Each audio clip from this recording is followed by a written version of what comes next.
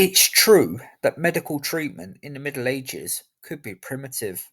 A Muslim soldier named Usmar ibn Munkidi, who fought under Saladin during the Third Crusade, came to know many of his Christian foes well and even developed good relationships with some of them. Usmar witnessed firsthand how Christian medical practices could go disastrously wrong very quickly. Ismail wrote how one Christian knight was being treated for an abscess on his leg.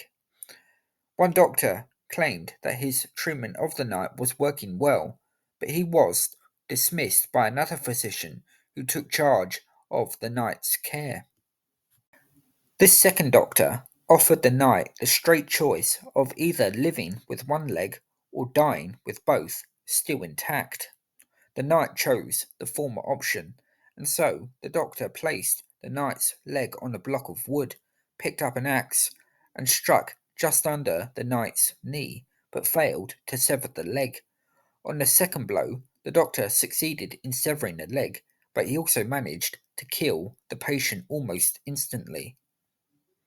In another case involving a Christian doctor, which Usma witnessed, a woman was suffering from mental health issues which the doctor attributed to the work of the devil. In order to free the woman from the supposed demon that was inside her, this doctor shaved off the woman's hair and made an incision in the top of her head, rubbing salt onto her skull. The woman almost immediately, quite predictably, died. But to say all Christian medical practices at that time were unsuccessful would be false, as Usmar himself testified. Usmar went on to describe some cases with happier endings. A prominent knight named Bernard had been kicked in the leg, and the wound from the blow had become infected in, according to Usmar, 14 different places. After various ointments had been applied, a Christian physician heard of the case and came to Bernard. This doctor removed the ointments and instead applied a strong vinegar to the wound, which did the trick. Bernard, who Usmar describes as a devil, made a full recovery.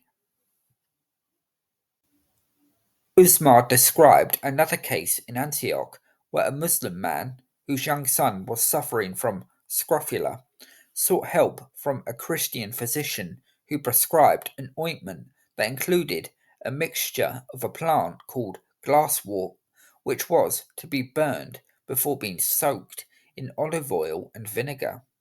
Happily, the boy was soon rid of his scrofula, and Usmar, with his mixed experiences of Christian medical practices, even used this treatment himself during his long life as a warrior.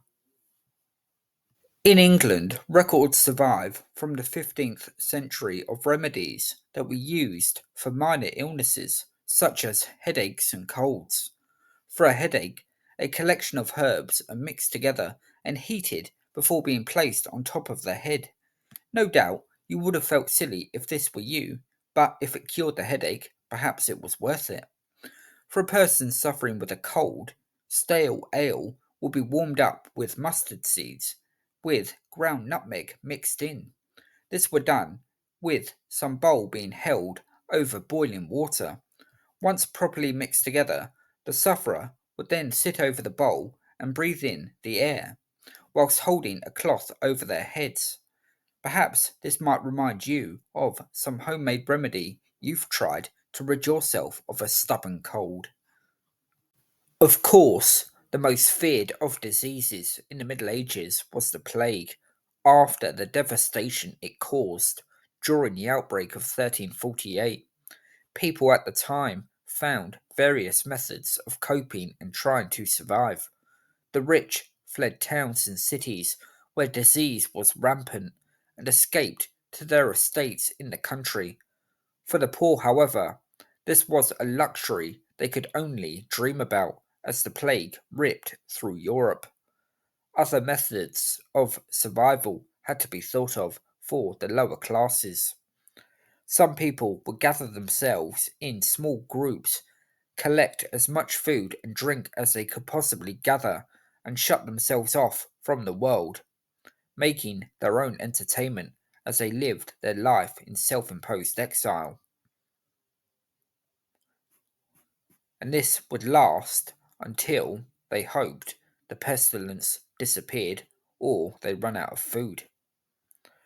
Others made their peace with God and instead chose to spend much of their time in taverns, drinking heavily, before stumbling out into deserted streets, hoping to see the next day. If they didn't, then at least they had enjoyed themselves. But some also desperately sought a remedy for the plague, and one such cure appeared in the century following the arrival of the plague in Europe. One recipe recommended that herbs such as marigold, sorrel, and burnets were washed, simmered in hot water, strained, and then drunk by a patient who was in the early stages of the plague, before those foreboding boils appeared on their skin. The creator of this recipe asserted quite confidently that this medicine, if taken in time, would in fact cure the sufferer.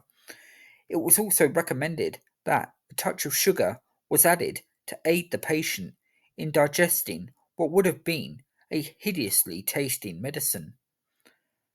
Whilst undoubtedly medieval medicine and medical practices were not always entirely without logic or indeed success, it is also not hard to see why many, in particular at times of great mortality, such as at the outbreak of the Black Death, chose to place their faith in God rather than in their fellow man.